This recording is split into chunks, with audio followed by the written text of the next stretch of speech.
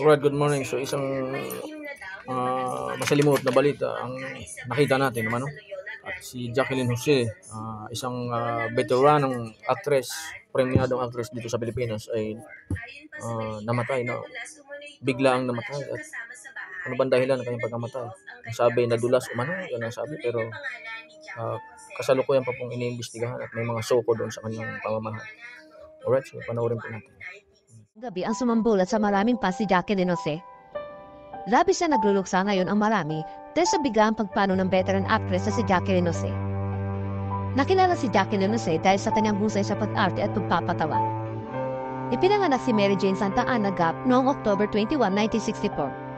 Nag-iwan si Jose ng isa kahangahangang pamana na minalkahan ng pambihirang talento at kanyang mahal na anak na si Andy at ang kanyang ito na pala ang huli nilang pagkikita. Sobrang nakakalungkot. Paalam Nanay Jacqueline Jose, marami pa rin talaga ang nagmamahal sa iyo at hindi makakalimot.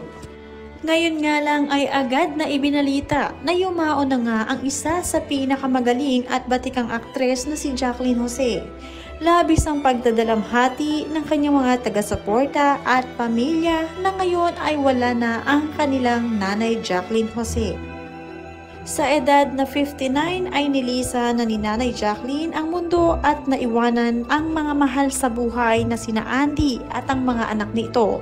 At mayroon pa siyang isang anak sa US na ngayon ay uuwi rin ng Pilipinas para masilayan ang mga labi ng kanilang Nanay Jacqueline Jose.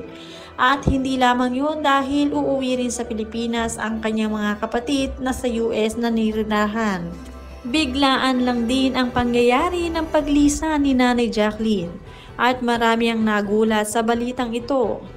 Marami na nga ang nagpakita ng pagmamahal at pagsuporta sa veteranang aktres. Muli namang sinariwa ang mga masasayang moment nila ni na Andy kasama ang kanyang mga apong sina Ellie, Lilo at nang makita ang kanyang mga apo at Espinas, totoo na nga ito. Veteran actress Jacqueline Jose, I didn't expect that the hit show would become her last.